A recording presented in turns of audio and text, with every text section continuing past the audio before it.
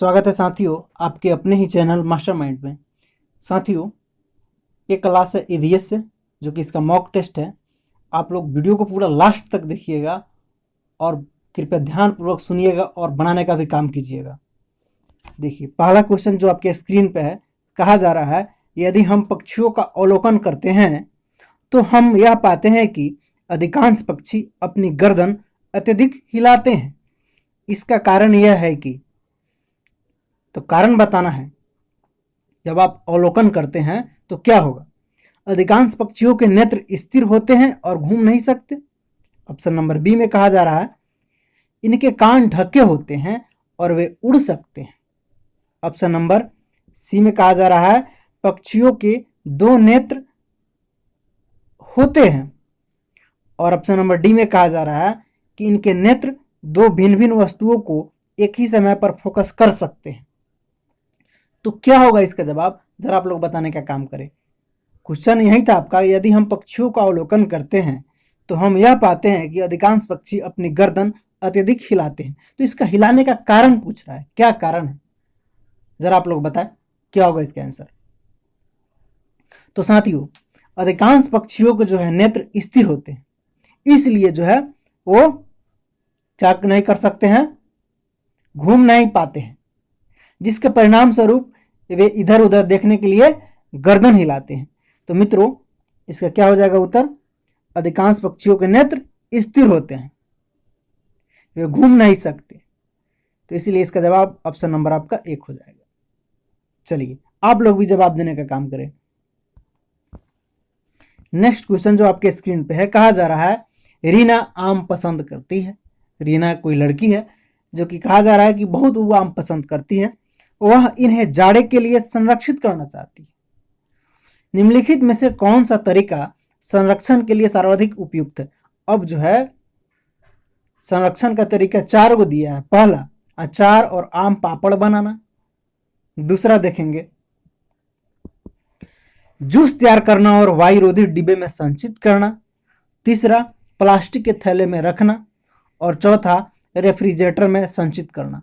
तो बहुत दिनों तक रेफ्रिजरेटर में तो नहीं रह सकता है, प्लास्टिक के थैले में भी नहीं रह सकता है, जूस तैयार करके और उसको वायुरोधी डिब्बे में संचित करना ये भी नहीं हो सकता है।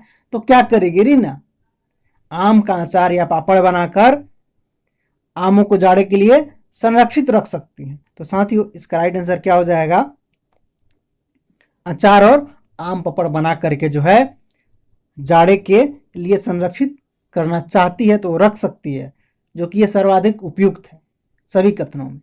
तो मित्रों, इसका राइट आंसर क्या हो जाएगा? आपका ऑप्शन नंबर 1 हो जाएगा। आप लोग भी जवाब देने का काम करें। छोटू की तरफ से बहुत अच्छे जवाब आता है। चलिए, नेक्स्ट क्वेश्चन है, कहा जा रहा है कि केरल के निकटवर्ती राज्य कौन है।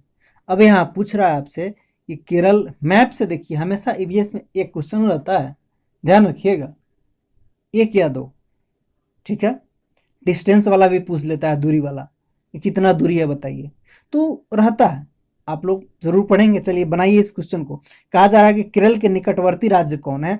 तमिलनाडु और आंध्र प्रदेश, कर्नाटक और महाराष्ट्र, आंध्र प्रदेश और कर्नाटक, कर्नाटक और तमिलनाडु। तो मित्रों, यहां बताना है कि इसका निकटवर्ती राज्य कौन होगा। जरा आप लोग बताने का काम करें, क्या होगा इसका जवाब। तो साथियों, केरल जो है के निकटवर्ती राज्य कर्नाटक और तमिलनाडु है, ध्यान रखिएगा। तो इसका राइट आंसर साथियों ऑप्शन नंबर आपका डी हो जाएगा। केरल दक्षिण भारत का एक राज्य है जिसकी राजधानी कहाँ है? तिरुवनंतपुरम है। इसके एक और तमिलनाडु तथा कर्नाटक है, तथा दूसरी ओर क्या है आपका? विशाल समुद्र है। तो साथियों, इसका राइट जवाब आपका ऑप्शन नंबर डी हो जाएगा, कर्नाटक और तमिलनाडु। नेक्स्ट क्वेश्चन, कहा जा रहा है कि माउंट एवरेस्ट के बारे में सही कथन चुनिए। अब यहां आपको बताना है कि क्या होगा इसका सही कथन। पहला ऑप्शन दे रखा है, यह नेपाल का भाग है, इसकी चोटी ऊंचाई 8,900 मीटर है। दूसरा, यह भारत का भाग है, इसकी चोटी की ऊंचाई 9,850 मीटर।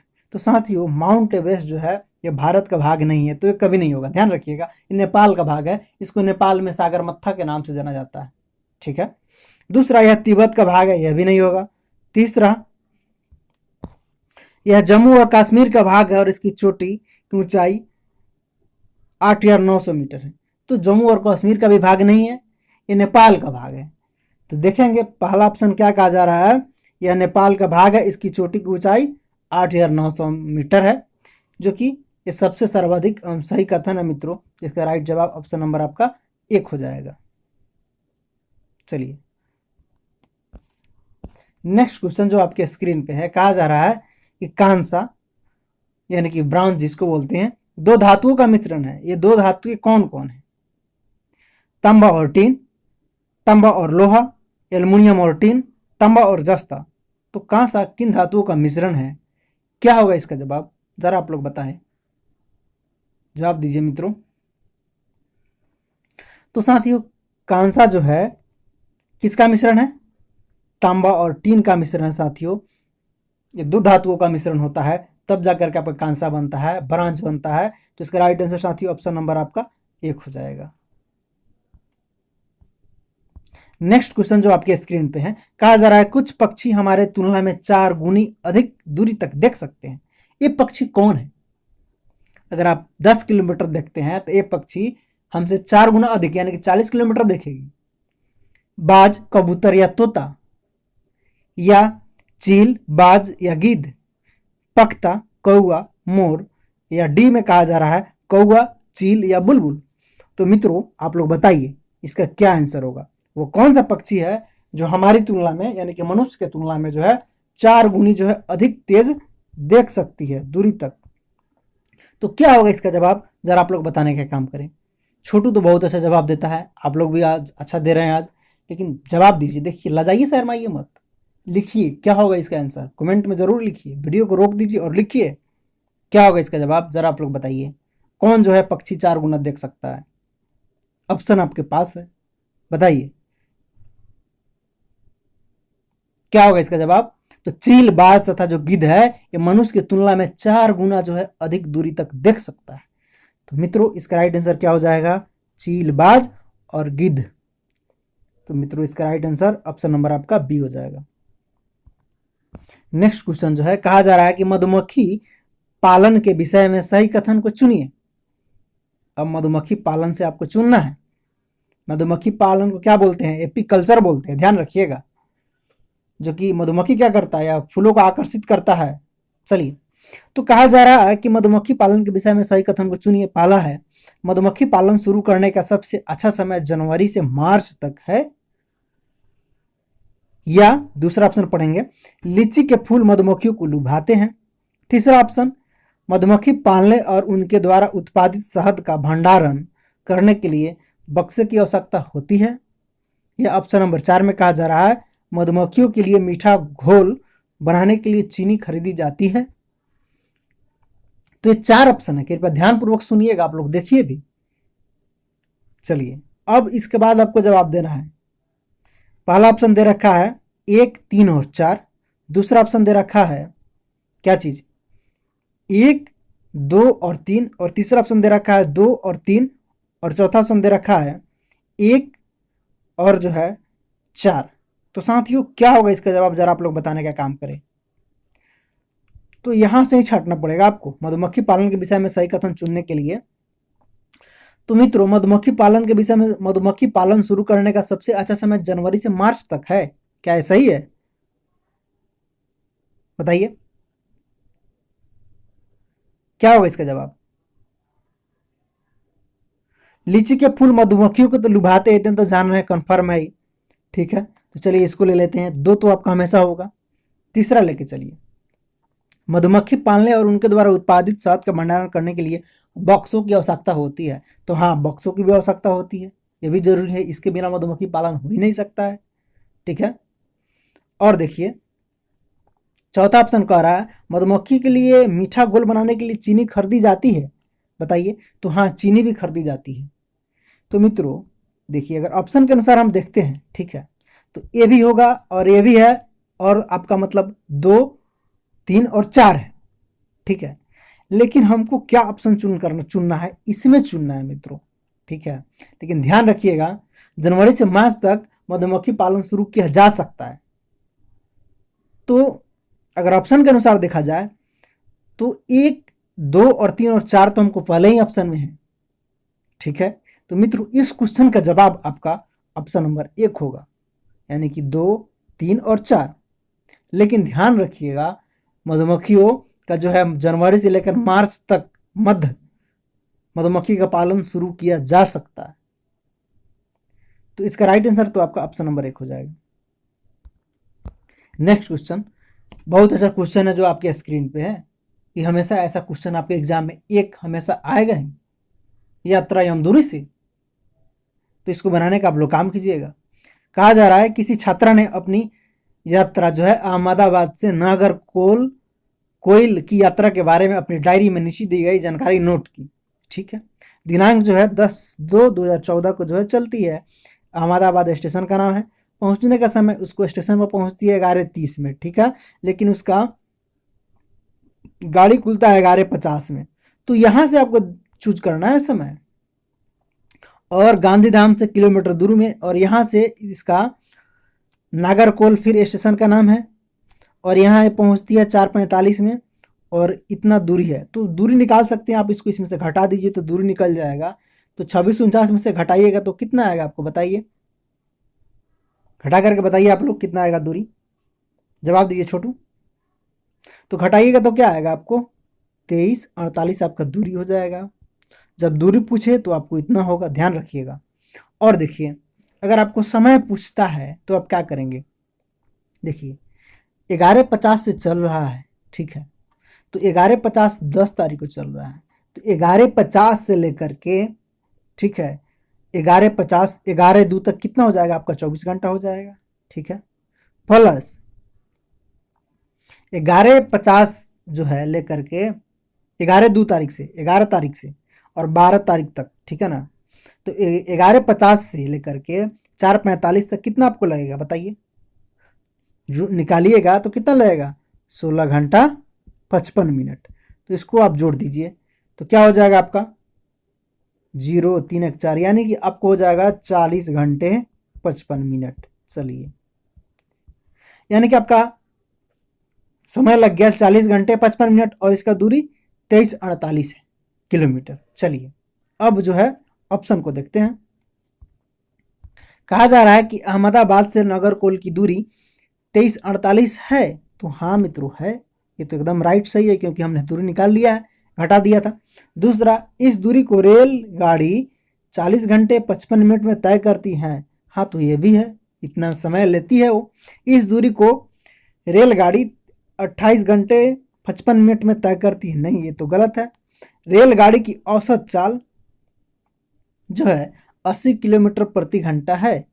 नहीं, इस चाल बराबर दूरी बट्टा समय होता है, निकालिएगा तो इतना नहीं आएगा आपको। ठीक है, चलिए क्या आएगा निकालिएगा तो बताइए,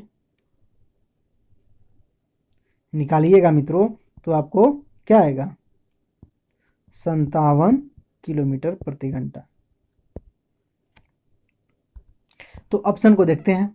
ऑप्शन पहला में दे रखा है 1 और 2, तो हाँ साथियों ये तो एकदम सही है। दूसरा 1 और 3 एक गलत है, जो कि अधिक दे रहा था। तीसरा 1 3 और 4, 4 नहीं होगा क्योंकि इतना नहीं है, ये भी नहीं होगा। इसमें भी 4 है, ये भी नहीं होगा। यानी कि आपका राइट आंसर 1 और 2 हो जाएगा, क्योंकि उसका दूरी 2348 है और उसको समय लगा है कितना 40 घंटे 55 मिनट। तो इस क्वेश्चन का जवाब आपका 1 और 2 हो जाएगा। चलिए नेक्स्ट क्वेश्चन देखिए। कहा जा रहा है नीचे दी गई कौन सी जानकारी एक आरक्षित रेल टिकट से प्राप्त की जा सकती है। अगर आप टिकट खरीदते हैं तो कौन सी जानकारी प्राप्त करते हैं, जरा आप लोग बताने का काम कीजिएगा। पहला, टिकट बुक कराने की तारीख और समय, यात्रा शुरू करने की तारीख और समय उस पर लिखा रहता है। या डिब्बे का नंबर, बर्थ का नंबर और किराया, क्या लिखा रहता है। तीसरा, यात्रा करने वाला का नाम, आयु और लिंग। चौथा, ट्रेन का नंबर और नाम या वह स्टेशन जहां से ट्रेन पकड़नी और अंतिम स्टेशन का नाम। तो साथियों ये सब जो है क्या क्या लिखा रहता है, इसको ध्यान में रखते हुए ऑप्शन को चूज करना है आपको। पांचवा दे रखा है अंतिम स्टेशन पर पहुंचने की तारीख और समय। तो ऑप्शन जो है पहला में जो है दे रखा है 1, 2, 4 और 5, ठीक है। दूसरा दे रखा है केवल 1, 3 और 5, और जो है तीसरा दे रखा है केवल 1, 2 और 4। तो साथियों और जो है चौथा दे रखा है 1, 2, 3 और 4। तो क्या होगा इसका जवाब, जरा आप लोग बताने का काम करें। टिकट में क्या क्या लिखा रहता है, जरा आप लोग बताने का काम करें, क्या होगा इसका जवाब। तो एक जो है आरक्षित टिकट से अगर बात की जाए, टिकट बुकिंग करने की जो है दिनांक लिखा रहता है, समय लिखा रहता है, यात्रा प्रारंभ करने का दिन समय लिखा रहता है, जिस डिब्बे में यात्रा करनी है उसका नंबर, बर्थ का नंबर और किराया, ट्रेन का नंबर, उसे पकड़ने या स्टेशन, उसका अंतिम जो है स्टेशन, वहां पहुंचने की तारीख और समय की जानकारी प्राप्त की जा सकती है। तो हमारे समझ से तो इसका सब होना चाहिए, लेकिन ऐसा ऑप्शन तो नहीं है, चूज करना है तो एक ही। अब बताइए क्या होगा इसका जवाब, जरा आप लोग बताइएगा। हमारे हिसाब से अगर देखा जाए तो ये सब बातें लिखी रहती है, टिकट बुक करने की तारीख, समय, यात्रा शुरू करने की, ये भी तो लिखा रहता है, डिब्बे का नंबर, बर्थ और किराया भी लिखा रहता है, यात्रा करने वाला का नाम, आयु और लिंग भी लिखा रहता है, ट्रेन का नंबर और नाम, वह स्टेशन जहाँ से ट्रेन पकड़नी है और अंतिम स्टेशन का नाम, ये सब बातें लिखी रहती है। अंतिम स्टेशन पर पहुंचने की तारीख और समय ये भी सब लिखा रहता है, यानी कि मेरे हिसाब से सब होगा, 1 से लेके 5 होगा, ठीक है। तो मैं मार देता हूँ, आप लोग बताइएगा क्या होगा। मेरे हिसाब से 1, 2, 3, 4, 5 ये सब होगा मित्रों, यानी कि बी और सी कर लेते हैं। आपके हिसाब से क्या होगा, जरा आप बताइएगा इस क्वेश्चन को कमेंट बॉक्स में कमेंट करके बताइएगा इसका क्या होगा जवाब, ठीक है। मेरे हिसाब से इसका दोनों होगा, सब होगा 1 से लेकर के 5 तक, ठीक है, लेकिन ऐसा ऑप्शन में नहीं है। तो आप लोग जवाब दीजिएगा, आपके जवाब का हमें इंतजार रहेगा। चलिए नेक्स्ट क्वेश्चन जो है, कहा जा रहा है कि उस वैज्ञानिक का नाम क्या है जिसने सर्वप्रथम मच्छर के पेट के अंदर ताक झांक की और यह सिद्ध किया कि मलेरिया मच्छर से फैलता है, तथा इस अनुसंधान के लिए दिसंबर 1902 में चिकित्सा के क्षेत्र में नोबेल पुरस्कार दिया गया। तो उस वैज्ञानिक का नाम बताना है, वो वैज्ञानिक का नाम क्या था, रोनाल्ड रॉस था, या चार्ल्स डार्विन था, या ग्रेगोर मेंडल था, या जॉर्ज मिस्ट्रल था। तो कौन ऐसा वैज्ञानिक था जिन्होंने यह पाया, मच्छर के पेट के अंदर ताक झांक किया और यह सिद्ध किया कि मलेरिया मच्छर से फैलता है, तथा इस अनुसंधान के लिए उससे दिसंबर 1902 में जो है चिकित्सा के क्षेत्र में नोबेल पुरस्कार दिया गया है। तो उस वैज्ञानिक का नाम क्या था, रोनाल्ड रॉस। तो मित्रों इसका राइट आंसर क्या हो जाएगा आपका, ऑप्शन नंबर 1। चलिए नेक्स्ट क्वेश्चन की तरफ हम बढ़ते हैं। रजत ने अपने मित्र से कहा, मैं नहीं खेल सकता क्योंकि मुझे बुखार है, मैं कपकपी, बुखार, सिर दर्द और अंत में पसीना आने की चक्कर से गुजरता हूँ। रक्त की जांच के बाद डॉक्टर ने मुझे एक कड़वी दवाई दी। रजत किस रोग से पीड़ित हो सकता है, जरा आप लोग बताने का काम करें। मलेरिया, या मियादी बुखार, या अतिसार, या हैजा। तो इस तरह से जो है पीड़ित है रजत, तो उसको क्या हो जाएगा बाबू, बताइए आप लोग, मलेरिया। तो मित्रों इसका राइट आंसर आपका ऑप्शन नंबर 1 हो जाएगा। नेक्स्ट क्वेश्चन जो आपके स्क्रीन पे अलबरूनी से है, कहा जा रहा है कि अलबरूनी कौन था, कहाँ का यात्री था, उज्बेकिस्तान का था। ध्यान रखिएगा, अलबरूनी उज्बेकिस्तान का यात्री था, जिसने किताब उल हिंद नामक पुस्तक लिखी, जो भारत के इतिहास को जानने हेतु जो है महत्वपूर्ण स्रोत है। कौन किताब लिखा, उल हिंद नामक पुस्तक लिखा है। तो कहा जा रहा है यह एक यात्री था जिसने भारत के लोगों के लिए संस्कृति का अध्ययन करने के लिए कश्मीर से कन्याकुमारी तक यात्रा की, या वह एक कुतुबशाही सुल्तान था जिसने हमारे देश में लगभग 40 वर्ष शासन किया। वह अफगानिस्तान का एक व्यापारी था जो हमारे देश में मेवे को बाजार का अध्ययन करने आया था, या ऑप्शन नंबर डी में देखेंगे। यह उज्बेकिस्तान का यात्री था जिसने एक किताब लिखी जो हमारे देश के इतिहास के बारे में जानने में सहायक होता है। तो हाँ मित्रों, यही इसका राइट आंसर हो जाएगा। क्या चीज, यह उज्बेकिस्तान का यात्री था जिसने किताब लिखी। उस किताब का नाम क्या था, बताइए आप लोग। उल हिंद नामक पुस्तक लिखा। क्या चीज, उल हिंद, नोट कर लीजिएगा, उल हिंद, जो इतिहास के बारे में सहायक होता है। तो मित्रों इसका राइट आंसर आपका ऑप्शन नंबर डी हो जाएगा। नेक्स्ट क्वेश्चन अलबरूनी से ही। अलबरूनी जिस देश से आया उसका नाम क्या था, वह कहाँ से आया था, जरा आप लोग बताने का काम करें, बताइए क्या होगा इसका जवाब। हम आपको क्या बोले थे, उज्बेकिस्तान से आया था। और उन्होंने पुस्तक लिखा था उल हिंद, किताब उल हिंद लिखा था, जो भारत के इतिहास के बारे में जानने हेतु जो है महत्वपूर्ण स्रोत है। तो अलबरूनी जो है 11वीं शताब्दी में महमूद गजनी के साथ उज्बेकिस्तान से आने वाला प्रसिद्ध क्या था, इतिहासकार था। उसने तत्कालीन भारत का वर्णन तहरीक ए हिंद नामक पुस्तक में किया है, उसका वर्णन तहरीक ए हिंद पुस्तक नामक में किया है। तो ये कहां से आया था, उसका क्या नाम था, तो साथियों इसका राइट आंसर क्या हो जाएगा, उज्बेकिस्तान। नेक्स्ट क्वेश्चन की तरफ बढ़ा जाए, चलिए। फिर कांसा से है, जिसको हम ब्रांच बोलते हैं। ब्रांच के विषय में उसका उपयोग गोलकुंडे के किले में मिलित तोप में किया गया था, सही कथन को चुनिए। कांसा एक तत्व है। कांसा तांबा यानी कि कॉपर तथा जास्ता की मिश्र धातु है। कांसा तांबा तथा टीन की मिश्र धातु है। या डी ऑप्शन क्या कह रहा है, जरा ध्यान देंगे। कांसा तांबा तथा प्लेटिनियम की मिश्र धातु है। तो मित्रों प्लेटिनियम की मिश्र धातु कभी नहीं होती है, ये आपको क्वेश्चन हम अभी कुछ देर पहले कराए हैं। तो कांसा यानी कि तांबा और टिन की मिश्र धातु है मित्रों। तो इसका राइट जवाब आपका ऑप्शन नंबर सी हो जाएगा। जो कि इसका उपयोग कहाँ होता है, बर्तन में, मूर्तियों में, इस सब में इसका उपयोग किया जाता है। ठीक है। नेक्स्ट क्वेश्चन जो आपके स्क्रीन पे है, कहा जा रहा है कि घर्षण के विषय में चर्चा करते समय एक शिक्षिका ने इस संकल्पना की व्याख्या करते हुए बहुत से उदाहरण दिए। इनमें से कुछ ऐसे उदाहरण हैं जिनमें घर्षण हमारे दैनिक जीवन में उपयोगी है। उस शिक्षिका ने कक्षा में दिए जो नीचे दिए गए हैं। अब क्या जो है निर्देश दिया गया है, निर्देश जो दिया शिक्षिका वो नीचे दिया गया ऑप्शन में, जरा आप लोग पढ़ के बताएंगे जवाब क्या होगा। घर्षण के बारे में चर्चा करते समय एक शिक्षिका ने संकल्पना की व्याख्या करते हुए बहुत से उदाहरण दिया है। इनमें से कुछ उदाहरण है जो घर्षण के हमारे दैनिक जीवन में उपयोगी है। तो कौन जरा उपयोगी है, जरा आप लोग बताइएगा। हम पेन की नोक और कागज के बीच घर्षण होने के कारण ही लिख पाते हैं।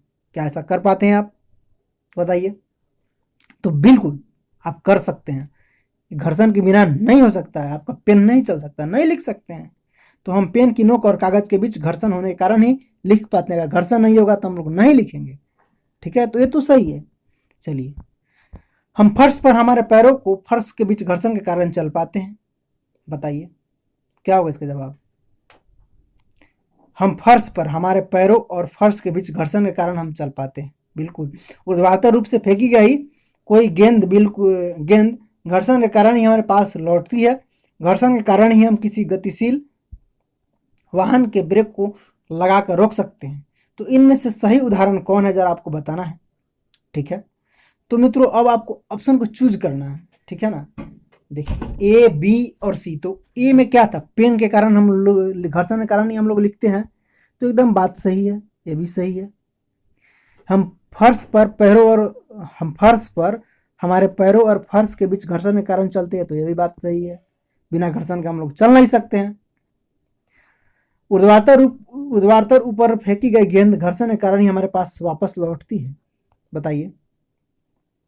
तो क्या होगा इसका जवाब, बताइए। तो ये भी सही है, क्योंकि के कारण ही वापस लौटती है। तो मित्रों ऑप्शन ए बी सी होगा आपका, डी नहीं होगा। ठीक है, तो जिस ऑप्शन में ए बी सी होगा वहीं आपका जवाब होगा। देखिए किस में है। तो मित्रों आपका ऑप्शन नंबर एक में है ए, बी और सी। तो इसका राइट आंसर ऑप्शन नंबर आपका एक हो जाएगा। नेक्स्ट क्वेश्चन जो आपके स्क्रीन पे कहा जा रहा है कि निम्नलिखित में से कौन सा चांद की सतह की विशेषताओं के बारे में सबसे अच्छा वर्णन करता है। चांद की सतह की विशेषता के बारे में कौन सबसे अच्छा वर्णन करता है, जरा आप लोग बताने के काम करें।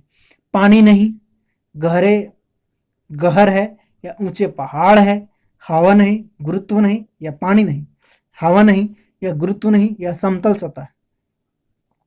पानी ही पर्याप्त, हवा, ऊंचे पहाड़।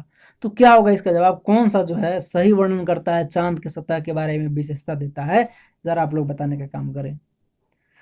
अगर बात किया जाए चंद्रमा की, तो सतह और उसकी आंतरिक स्थिति का अध्ययन करने वाला विज्ञान क्या कहलाता है, सेनोलॉजी कहलाता है। ध्यान रखिएगा, इसकी सतह का बहुत कम भाग समतल है, कहीं पर गहरे ज्वालामुखी, ऊंचे ऊंचे पहाड़ चंद्रमा पर जो है ग्रह पाए जाने वाले गुरुत्व का 1/6 भाग क्या करता है, गुरुत्व पाया जाता है। अतः चंद्रमा पर गुरुत्व तो है परंतु पानी नहीं है। ठीक है, तो ध्यान रखिएगा, गुरुत्व है लेकिन पानी नहीं है। और एक और चीज याद रखिएगा, इसके अध्ययन को क्या बोलते हैं, सेलोनोलॉजी बोलते हैं।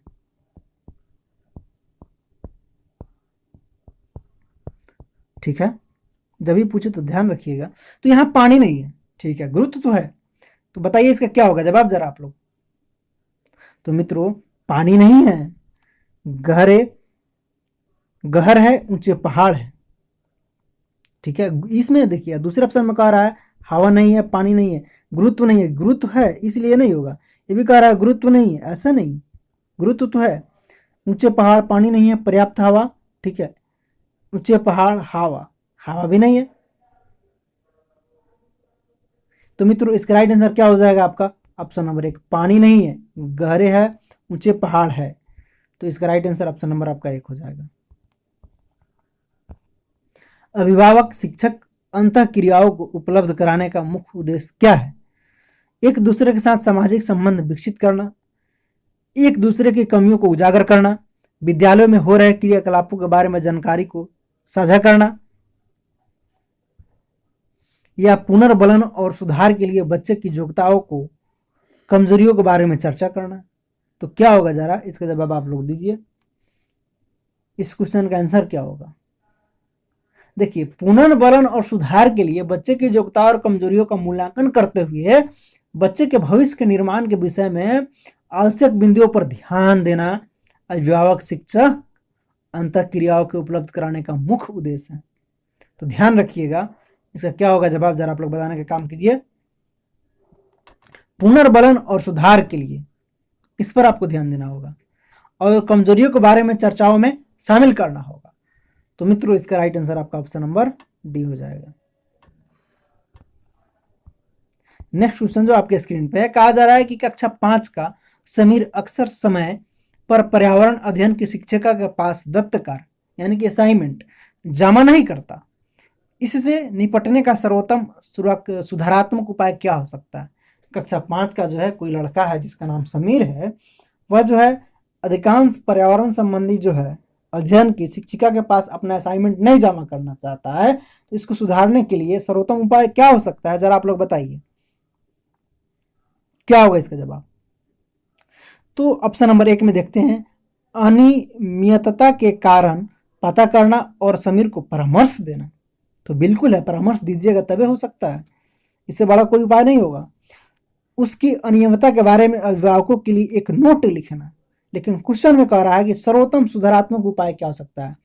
चारों ऑप्शन में सबसे बढ़िया ऑप्शन कौन होगा, इस बात के विषय में प्रधानाचार्य को समुचित करना, उसे खेल कूद की कक्षा में जाने से रोकना। तो ऐसा नहीं करेंगे किसी बच्चे को, क्या करेंगे, उसको परामर्श देंगे। तो सर्वोत्तम उपाय तो हमको परामर्श ही लग रहा है। अब आपको क्या लग रहा है जरा आप लोग बताने का काम करें। यदि प्राथमिक स्तर पर कोई विद्यार्थी समय पर दत्त कार्य जमा नहीं कर सकता है तो इस समस्या के निवारण के लिए शिक्षिका महोदय को समस्या के कारणों को पता लगाना चाहिए, समझे, और तथा विद्यार्थी के उचित परामर्श देना चाहिए। इस समस्या के संबंधित कई कारण हो सकते हैं, जैसे कि दत्त कार्य का स्तर छात्र और अनुसार नहीं होना, कभी कभी गड़बड़ हो जाता है। तो छात्र की पारिवारिक स्थिति को ठीक नहीं होना, इसके कारण भी हो सकता है। छात्र की मानसिक एवं शारीरिक स्थिति का भी ठीक नहीं होता है कभी कभी। तो अतः शिक्षिका महोदय को क्या करना चाहिए, कारणों का अध्ययन करना चाहिए और जो उसको परामर्श दीजिए, निर्देश दीजिए विद्यार्थी को। तो इसका राइट जवाब क्या हो जाएगा, सर्वोत्तम उपाय परामर्श देना ही होगा मित्रों। तो इसका राइट आंसर आपका ऑप्शन नंबर 1 हो जाएगा। आप लोग भी बनाते चलिए, लजाइए शर्माइए मत। इसका क्या आंसर होगा किस क्वेश्चन का, आप लोग जवाब दीजिए कमेंट बॉक्स में, लिखिए इसका जवाब आप लोग दीजिए। 79 का क्या होगा जवाब। क्वेश्चन में कहा जा रहा है किसके नेतृत्व में चिपको आंदोलन को बल मिला। चिपको आंदोलन का संबंध क्या चीज से है बताइए, वन संरक्षण से है, जो सुंदरलाल बहुगुणा ने इस आंदोलन की शुरुआत की थी। तो ये आंदोलन किसको बल मिला, अमृता देवी बिश्नोई को या मेधा पाटेकर को या AK बनर्जी को या सुंदरलाल बहुगुणा को। तो मित्रों इसका क्या होगा जवाब, आप लोग जवाब दीजिए इस क्वेश्चन का, छोटू जवाब दो। तो क्या हो जाएगा बाबू, इसका आंसर सुंदरलाल बहुगुणा, यानी कि चिपको आंदोलन का बल इनको मिला जो वन संरक्षण से रिलेटेड है। तो इसका राइट आंसर आपका ऑप्शन नंबर डी हो जाएगा। नेक्स्ट क्वेश्चन की तरफ हम बढ़ते हैं, आप लोग भी बनाने का काम कीजिएगा, जवाब दीजिए। बहुत अच्छा क्वेश्चन जो आपके स्क्रीन पे कहा जा रहा है कि रीना अपने घर का कूड़ा नीचे दिए गए निर्देश नीचे दर्शाए तरीके से दो ढेरों में अलग करती है। अब रीना कोई लड़की है, अपने घर का कूड़ा जो है दो गो तरीका अपनाया गया, तो किस में अलग करेगी जरा आप लोग बताइएगा। केले का छिलका, सब्जियों के छिलके, सूखी पत्तियों और अखबार इसमें डालती है। जैम की बोतल, सॉस की बोतल, उपयोग में लाई गई टूथपेस्ट ट्यूब, प्लास्टिक के खिलौने और इसमें डालती है। ठीक है, तो ऑप्शन को देखेंगे। कहा जा रहा है कि रीना ने दो ढेरियों को कूड़ा निम्न आधार पर अलग किया। किस आधार पर अलग किया जरा आप लोग बताने का काम कीजिएगा। ठीक है, अपघटित होने वाले और अपघटित नहीं होने वाले को अलग किया, पुनः चक्रण किया जा सकता है, पुनः चक्रण नहीं किया जा सकता है के आधार पर अलग किया, या घरेलू कचरा और औद्योगिक कचरा के आधार पर अलग किया, या दुर्गंध है या दुर्गंध रहित है कि इस आधार पर अलग किया। तो किस आधार पर दोनों टुकड़ों को जो है चुनाव कर रहा है जरा आप लोग बताने का काम करें। तो फलों एवं सब्जियों को छिलके, सूखी पत्तियां, अखबार, अपघटित होने वाले पदार्थ, शीशे, बोतल, प्लास्टिक, तो इसको जो है किस पर चुना है, अपघटित नहीं होने पदार्थ के अंतर्गत आता है। तो अपघटित नहीं होने वाले के अंतर्गत और अपघटित होने वाले के अंतर्गत, दोनों के अंतर्गत चुना है। तो मित्रों इसका राइट आंसर क्या हो जाएगा, आपका ऑप्शन नंबर 1, अपघटित होने वाले अपघटित नहीं होने वाले के अंतर्गत चुना है उसको। नेक्स्ट क्वेश्चन की तरफ बढ़ा जाए, चलिए। नेक्स्ट क्वेश्चन है, आप लोग बनाए ही होंगे शायद, कितना बार बनाए होंगे, फिर भी आज बनाने का काम कीजिए। कहा जा रहा है कि भैंस के पीठ पर अक्सर बगुला यानी कि इग्रेट जिसको बोलते हैं पक्षी बैठा दिखाई देता है। इसलिए ऐसा होता है क्योंकि बगुला, काहे बगुला भैंस के पीठ पर बैठ जाता है जरा आप लोग बताइए। भैंस की पीठ पर बैठकर गाना पसंद करता है बगुला, या उड़ने के बाद थोड़ा आराम करता है, या भैंस के पीठ पर परजीवी कीट खाता है, या घास में पाए जाने वाले कीट खाता है। तो क्या होगा इसका जवाब जरा आप लोग बताने का काम करें। किस कारण बगुला महोदय भैंस के पीठ पर बैठ जाते हैं जरा आप लोग बताइए, क्या होगा इस क्वेश्चन का जवाब। छोटू तुम दो, सभी आदमी देखो इस क्वेश्चन का जवाब क्या होगा इसका आंसर। देखिए, भैंस एवं बगुला के बीच जो है क्या होता है, मतलब सह उपकारात्मक उपकारिकता जो संबंध होता है। भैंस के पीठ पर बगुला को परजीवी कीट खाने को जो मिल जाता है और भैंस की परजीवी को रक्षा भी हो जाती है, समझे, है ना। कीट से तो भैंस को रक्षा हो ही जा रहा है और परजीवी को खाता है बगुला, तो इस प्रकार उसका सह उपकारिता का काम करने का काम करता है। तो मित्रों इसका राइट आंसर क्या हो जाएगा बताइए आप लोग। भैंस के पीठ पर परजीवी कीट खाने का काम है बगुला महोदय करते हैं। तो इसका राइट आंसर क्या हो जाएगा, ऑप्शन नंबर आपका सी हो जाएगा। नेक्स्ट क्वेश्चन जो आपके स्क्रीन पर बनाने का आप लोग काम कीजिएगा। कहा जा रहा है कि भारत में जीवों की विविधता के बारे में पढ़ाने के बाद प्राथमिक कक्षाओं के शिक्षार्थियों को स्कूल द्वारा चिड़ियाघर ले जाया जाता है। यह डैश डैश में शिक्षार्थियों की सहायता करेगा। अब प्राथमिक विद्यालय के बच्चों को काहे के लिए चिड़ियाघर ले जाता है बताइए आप लोग। कक्षा कक्षीय अधिगम को वास्तविक जीवन की स्थितियों से जोड़ देने के लिए, तो बिल्कुल इसको जोड़ देने के लिए ले जाया जाता है बच्चों को, पर्यावरण अध्ययन के लिए बहुत जरूरी है। तो मित्रों ये भी तो इसका राइट आंसर होगा। दूसरा, जीवों के प्रति सम्मान विकसित करने के लिए, पर्यावरणीय एवं जीव संरक्षण हेतु कुशलताएं विकसित करने हेतु, या मजे और मनोरंजन के लिए। तो मजे और मनोरंजन के लिए तो नहीं हो सकता है, लेकिन आपको सटीक जवाब देना है काहे के लिए ले जाया जाता है। तो बेहतर आपका जवाब क्या हो जाएगा, कक्षा कक्षीय अधिगम को वास्तविक जीवन की स्थितियों से जोड़ने के लिए ले जाया जाता है चिड़ियाघर बच्चों को। तो मित्रों इसका राइट आंसर आपका ऑप्शन नंबर 1 हो जाएगा। चलिए नेक्स्ट क्वेश्चन आप लोग इसका जवाब देने का काम कीजिएगा। चाक्षुष, चाक्षुष का मतलब होता है प्रत्यक्ष आंख से देखा गया, ध्यान रखिएगा। तो चाक्षुष बाधिता वाले, यहाँ बाधिता है, कक्षा 5 के शिक्षार्थी को उच्च स्तर के कार्यों में उसे छोड़ देना चाहिए। यानी कि जो बाधिता यानी कि जो नहीं देख सकता है, ठीक है ना, दैनिक कार्यों को करने अभिभावक और शिक्षक द्वारा उसकी सहायता की जानी चाहिए। कक्षा कक्ष में समान रूप से व्यवहार करना चाहिए और श्रव्य सीढ़ी के माध्यम से सशक्त सहायता उपलब्ध करानी चाहिए, या कक्षा में विशेष उपचार देना चाहिए। चाक्षुष का मतलब होता है प्रत्यक्ष आंख से दिखने वाला, लेकिन यहाँ पे कह रहा है चाक्षुष बाध, यानी कि वो देख नहीं सकता है, ठीक है ना, उसको प्रॉब्लम है, ठीक है, ध्यान रखिएगा। चाक्षुष बाधिता है इस प्रॉब्लम बच्चा को, शिक्षार्थी को, कक्षा 5 के है। तो जिसको प्रॉब्लम है तो क्या करना चाहिए बताइए आप लोग, ऑप्शन के अनुसार उच्च स्तर के कार्यों में उसे छोड़ देना चाहिए, तो ऐसा नहीं करना चाहिए। दैनिक कार्यों के लिए अभिभावक और शिक्षक द्वारा उसकी सहायता की जानी चाहिए, थोड़ा लेके चलते हैं। दूसरा, कक्षा के सामान्य रूप से व्यवहार करना चाहिए और श्रव्य सीढ़ी के माध्यम से सशक्त सहायता उपलब्ध करना चाहिए। तो बिल्कुल ये तो इसके लिए बहुत जरूरी है, श्रव्य सीढ़ी के माध्यम से, ठीक है। तो डी कह रहा है कक्षा में विशेष उपचार देना चाहिए। तो साथियों इस सभी ऑप्शन में सबसे आपका बेहतर क्या हो जाएगा, श्रव्य सीढ़ी के माध्यम से सशक्त सहायता उपलब्ध करानी चाहिए ऐसे बच्चों को जो चाक्षुष बाधित है, जो प्रत्यक्ष नहीं देख सकता है। तो इसका राइट आंसर आपका ऑप्शन नंबर सी हो जाएगा। चलिए आप लोग भी बनाइए और जवाब दीजिए, क्या होगा इस क्वेश्चन का आंसर। पढ़िए और बनाने का काम कीजिए। सीखना संवर्धित हो सकता है यदि कक्षा में वास्तविक संसार की स्थितियों को लाया जाए, जिसमें शिक्षार्थी एक दूसरे के साथ अंतःक्रिया करते हैं और शिक्षक उसे सुगम बनाते हैं। तो सीखना कब जो है संवर्धित हो सकता है, जरा आप लोग बताने का काम करें। कक्षा में शिक्षण सामग्री का अधिक से अधिक प्रयोग किया जाता है।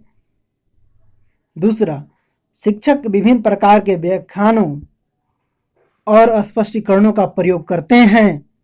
चौथा ऑप्शन, कक्षा में सर्वाधिक परीक्षणों पर अपेक्षित ध्यान दिया जाता है। तो क्या होगा इसका जवाब, जरा आप लोग बताने का काम करें। सीखना कब जो है संवर्धित हो सकता है, किस स्थिति में ज्यादा। तो साथियों कक्षा में शिक्षण सामग्री का अधिक से अधिक प्रयोग किया जाता है, तो वहां पे जो है सीखना संवर्धित हो सकता है। तो इसका राइट आंसर क्या हो जाएगा बताइए आप लोग, ऑप्शन नंबर बी हो जाएगा। नेक्स्ट क्वेश्चन कह रहा है चंगपा जनजाति पाई जाती है, कहां पाई जाती है, जरा आप लोग बताएं। लद्दाख में या मणिपुर में या असम में या सिक्किम में। तो मित्रों क्या होगा इसका जवाब, साथियों आप लोग जवाब दीजिए, कमेंट कीजिए, लगाइए मत। क्या होगा इसका आंसर, आप लोग कमेंट कीजिए। बहुत साथी देखते हैं लेकिन जवाब नहीं देते हैं, तो ऐसा मत कीजिए, जवाब देने का काम कीजिए। तो क्या होगा इसका जवाब, चंगपा जनजाति कहां पाई जाती है, तो साथियों लद्दाख में। इसका राइट आंसर ऑप्शन नंबर 1 हो जाएगा। नेक्स्ट क्वेश्चन जो आपके स्क्रीन पे है, कहा जा रहा है कि गलत कौन है कथन, गलत कथन को हमको चुनना है। ध्यानपूर्वक सुनिएगा और चुनने का काम कीजिएगा। कुनैन जो कि एक मलेरिया की औषधि है, सिनकोना नामक पौधे से प्राप्त की जाती है। तो हाँ ये तो है, ये गलत नहीं है, ये सही है, लेकिन हमको गलत चूज करना है। चावल वनस्पतिक तेल का अच्छा स्रोत है, तो वैसा नहीं, चावल से वनस्पतिक तेल नहीं निकाला जाता है, ये तो गलत है। दालों में प्रोटीन प्रचुर मात्रा में पाया जाता है, तो हाँ सही है, प्रोटीन प्रचुर मात्रा में पाया जाता है, ये भी आपका सही था। तीसरा नेक्स्ट जो है, हरी सब्जियां विटामिन एवं खनिज लवणों का अच्छा स्रोत है, तो हाँ ये स्रोत है। तो क्या हो जाएगा, गलत क्या हो जाएगा, हमको गलत चुनना था। चावल वनस्पतिक तेल का अच्छा स्रोत है, ये गलत है, ये नहीं है स्रोत। तो इसका राइट आंसर ऑप्शन नंबर आपका बी हो जाएगा, क्योंकि हमको गलत चुनना था। नेक्स्ट क्वेश्चन की तरफ बढ़ते हैं। कहा जा रहा है डैश डैश को विज्ञान शिक्षण को अधिगम प्रभावी बनाने की कुंजी माना जाता है। किन को, विज्ञान शिक्षण को अधिगम, शिक्षक जो विज्ञान शिक्षण को अधिक प्रभावी बनाने की कुंजी किसको माना जाएगा, प्रयोग माना जाएगा, कहानी कथन माना जाएगा, या गोष्ठी माना जाएगा, या समूह चर्चा माना जाएगा। तो क्या होगा जरा आप लोग बताने का काम करें। विज्ञान में क्या होता है, अधिक प्रयोग करना, समझे, तो उसकी प्रभावी कुंजी क्या हो जाएगा मित्रों, प्रयोग करना। साइंस में अधिक जो है प्रयोग करना बेहतर होता है। तो मित्रों इसका राइट आंसर ऑप्शन नंबर आपका ए हो जाएगा। नेक्स्ट क्वेश्चन कहा जा रहा है कि वस्तुएं जो मानवीय नेत्रों के लिए अदृश्यमान होती है, आमतौर पर देखी जा सकती है, किससे देखी जा सकती है, एक्स किरण के द्वारा, गामा किरण के द्वारा, बीटा किरण के द्वारा, या अल्ट्रा वायलेट प्रकाश के द्वारा। अदृश्यमान का मतलब होती है जो आप नहीं देख सकते हैं। तो क्या होगा बताइए जरा इस क्वेश्चन का जवाब। तो मित्रों ऐसे जो है वस्तुओं को जो मानव नेत्र के लिए अदृश्यमान होती है उसको हम अल्ट्रा वायलेट प्रकाश के द्वारा देख सकते हैं। तो साथियों इसका जवाब क्या हो जाएगा, ऑप्शन नंबर डी, यानी कि अल्ट्रा वायलेट प्रकाश के द्वारा। नेक्स्ट क्वेश्चन, दूध का पाश्चुरीकरण से, ध्यान रखिएगा और बनाने का काम कीजिएगा। दूध का पाश्चुरीकरण कैसे किया जाता है? पहला दे रखा है 100 डिग्री सेंटीग्रेड पर 15 मिनट तक, या 90 डिग्री सेंटीग्रेड पर 5 मिनट तक गर्म करके। दूसरा बताइए, पाश्चुरीकरण का मतलब होता है कुछ टेम्परेचर तक उसको गर्म करना और फिर जो है ठंडा कर देना, तो पाश्चुरीकृत हो जाता है। आप लोग जो दूध खाते हैं पाश्चुरीकृत दूध रहता है। किसी भी कंपनी को, सुधा का हो या अमूल का हो, सब पाश्चुरीकृत रहता है, समझे। बताइए आप लोग इस क्वेश्चन का क्या जवाब होगा।